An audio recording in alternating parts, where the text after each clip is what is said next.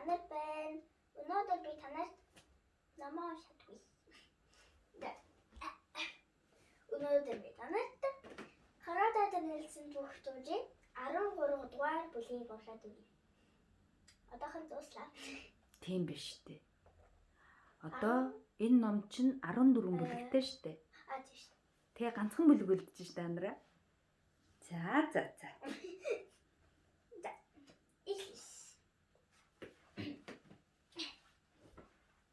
Chapitre 13. Comment j'ai découvert les marmottes.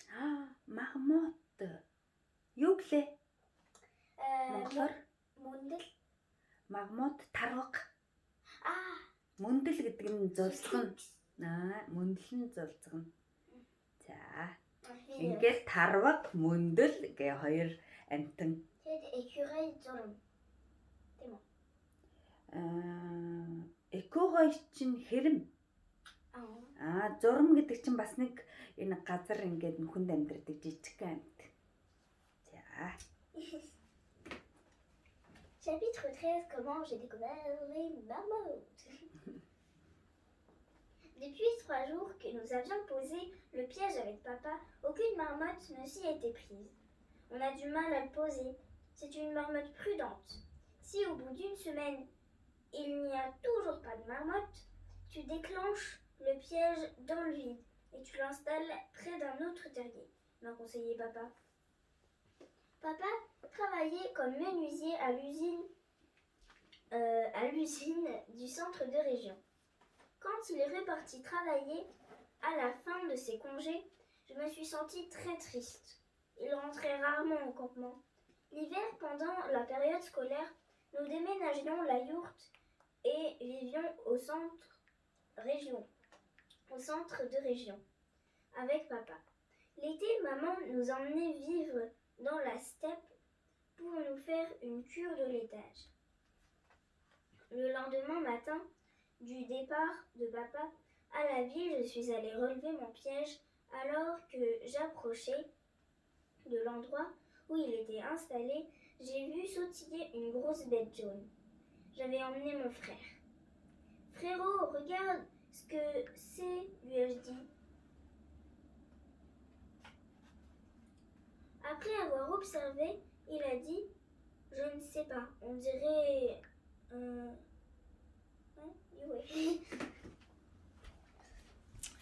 Алиг хэлж байна. Банхар гэж энэ нохооны нэр минь охин. Тий. Банхар. Je ne sais pas, on dirait bankhar. Moi aussi, j'avais aussi l'impression de voir devant moi bankhar. C'était un chien jaune à qui on avait donné ce nom. Nous avions très peur que ce soit lui dans notre piège. Après nous être rapprochés en courant, nous avons vu que c'était effectivement ce chien, qui gémissait et sautait dans tous les sens. Aucun autre animal n'aurait pu entraîner ce piège retenu par une petite chaîne métallique attachée à un pieu en cornouiller. Qu'est-ce qu'on fait maintenant? Nous sommes-nous demandé. Allons le dire à grand-père Aya, a dit mon petit frère. Nous avons couru à toute vitesse jusque chez grand-père Aya. Il était en train de se reposer, installé à côté de sa yourte, se chauffant au soleil. Alors, chenapan, qu'est-ce que vous êtes en train de mijoter? A-t-il dit en commençant à nous examiner dès notre arrivée. Papi Yaya, Bankhar s'est pris dans notre piège. On ne sait pas quoi faire. Aidez-nous à le libérer, s'il vous plaît. Comment? Bankhar est tombé dans un piège? Mais qu'est-ce qu'on peut faire? Généralement, un chien pris dans un piège ne se laisse approcher par personne, a marmonné le grand-père sans espoir. Alors là, il y a une image, donc là, je pense on voit bien, voilà. Et ça, c'est Mundul. C'est ça? On écrit à côté, puisque ici, ça c'est écrit en anglais, je crois. Oui. Pourquoi ils l'ont pas mis à mongol? En mongol.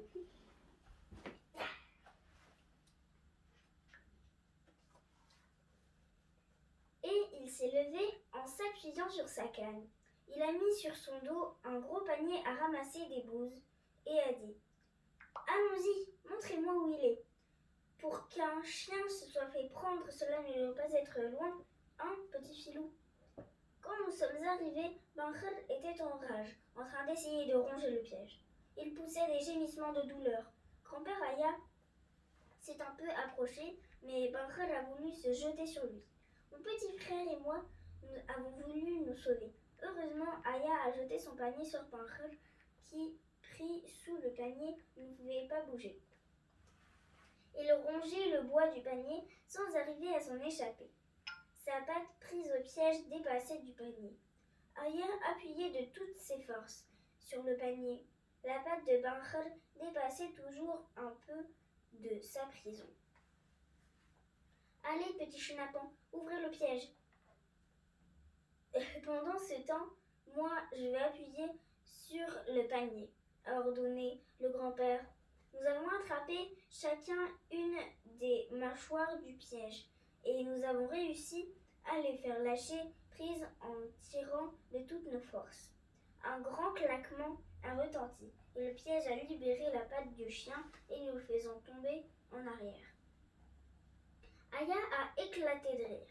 Il nous a dit « Mettez-vous derrière moi, je vais lâcher Bankhel. Il pourrait vous mordre car il est furieux. » Nous nous sommes cachés derrière le grand-père. Aya a soulevé le panier et Bankhel s'est levé d'un coup. Il est parti comme une flèche, la queue entre les jambes, mais il poussait toujours des gémissements. Petit garnement, si vous aimez chasser les marmottes, posez au moins votre piège plus loin.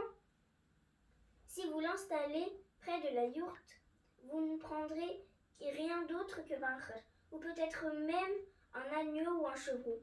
Même ma femme pourrait tomber dans le piège en ramassant des bouses sèches. Mettez-le plus loin, nous a dit Aya. À midi, nous avons été plus rapides et efficaces que jamais pour aider à traire les brebis.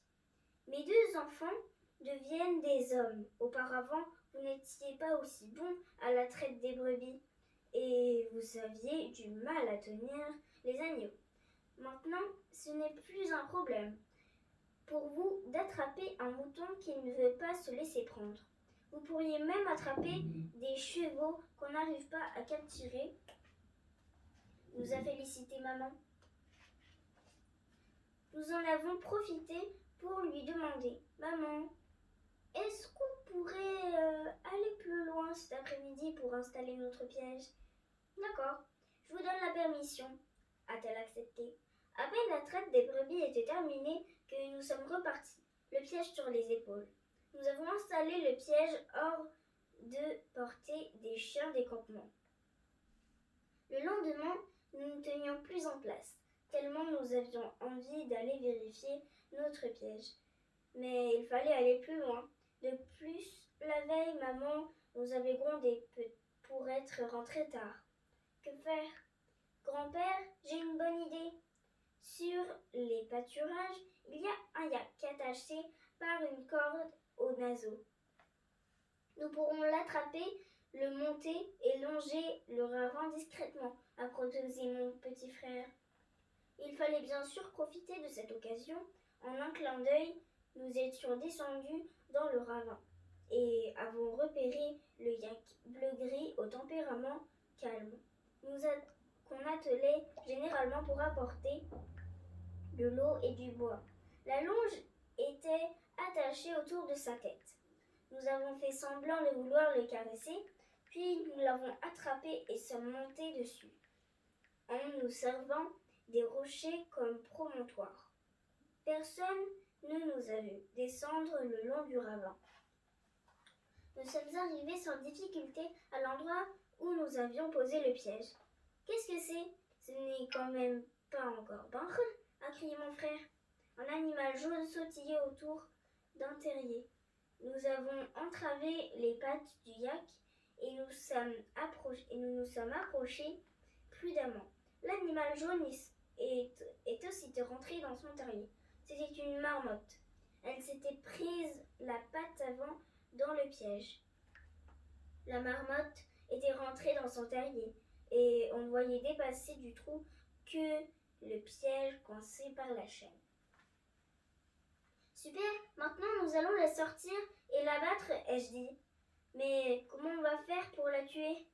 En lui brisant l'échine, comme papa me l'a appris, ai-je dit avec un air savant en fixant le piège. Seulement le piège ne bougeait pas d'un pouce. Aide-moi, ai-je été obligée de demander à mon frère. Mais même en tirant de toutes nos forces, nous ne sommes pas arrivés à la faire sortir. Nous avons trouvé étrange qu'une marmotte soit si résistante. Cette marmotte avait les pattes arrière étendues le long de la paroi du terrier et sa patte avant s'y agrippait. Elle avait la tête renversée, les mâchoires serrées, la moustache dressée, et elle s'était raidie comme un arbre. Elle ne se laissait pas tirer à l'extérieur. En sueur, à force de nous démener, nous n'avons pas réussi à faire sortir la marmotte prise au piège. Ce n'est pas de force dont nous avions besoin, mais d'intelligence. Nous avons cherché en vain une solution pour la sortir. Déçus de ne pas pouvoir faire face à cette marmotte, nous sommes restés assis un moment.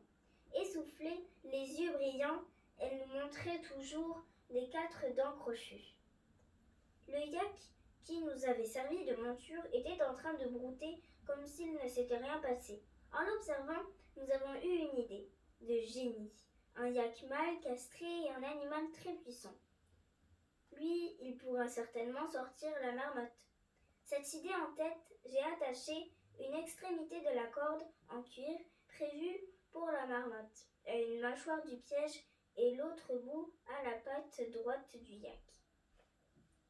Ensuite, nous avons poussé le yak à partir. La marmotte, prise dans le piège, s'est fait arracher d'un coup brusque à son terrier. À peine sortie, elle s'est mise à hurler. Effrayée par ce cri, le yak a tiré le piège jusqu'à lui. La marmotte n'a pas voulu abandonner la bataille. Elle a mordu le yak et ses dents sont restées plantées dans la cuisse droite de l'animal. On l'a vu devenir fou de frayeur. La queue relevée, il s'est enfui à toute vitesse dans les tourbillons de poussière. La marmotte, prise au piège, a disparu elle aussi, toujours accrochée à sa cuisse. Abasourdis par ce qui venait de se passer, sous nos yeux, nous sommes restés quelques secondes sans bouger. Puis nous avons couru en direction du yak. L'animal était déjà bien loin de l'autre côté de la colline à l'ouest. Nous avons entendu la marmotte crier encore une fois, puis plus rien. En arrivant, tout essoufflé de l'autre côté de la colline, nous avons vu le yak au pied de la montagne, mais pas de marmotte accrochée à sa cuisse. Nous nous sommes approchés et là, nous avons vu notre piège sur la route. Nous l'avons ramassé et avons constaté que le ressort central s'était cassé. Nous étions vraiment déçus. Non seulement le piège était cassé, mais en plus la marmotte avait disparu. Elle avait dû se libérer et se cacher dans un terrier. Quand nous nous sommes approchés, le yak s'est éloigné, comme s'il nous haïssait. Sa cuisse droite saignait et il manquait un morceau de peau que la marmotte avait dû arracher avec ses dents. Nous nous sommes souvenus que papa disait que les dents des marmottes se croisaient au lieu de se faire face, et qu'une fois qu'elle l'avait mordu, elle finissait toujours par percer. Voilà comment nous avons découvert ce qu'était une marmotte. C'est un animal petit mais puissant qui résiste jusqu'au dernier instant pour protéger sa vie. Le mâle, la femelle, les petits ont tous des noms différents. Monsieur le loup, donne-moi le panier et le râteau. Pourquoi veux-tu le panier et le râteau? Pour ramasser des bouses. Pourquoi veux-tu ramasser des bouses? Pour faire fondre la colle. Pourquoi veux-tu faire fondre la colle? Pour coller mon arc et les flèches. Pourquoi veux-tu coller l'arc et les flèches? Pour te tirer sur la tête. C'est comme ça qu'on jouait au loup et à la marmotte. On se racontait aussi l'histoire de la marmotte qui s'était battue avec un loup et avait percé sa peau avec ses dents après être restée accrochée à lui pendant plusieurs jours. C'est pas vrai ça. Non, c'est pas le vrai histoire. La marmotte était vraiment un animal étonnant. Elle ne boit pas d'eau. Elle trouve l'eau nécessaire à sa survie en mangeant de l'herbe humide et elle hiberne durant tout l'hiver. Elle se réveille en été et ne se nourrit qu'en automne. Ça, c'est fini. Voilà. Bye bye, on se retrouve pour l'autre histoire.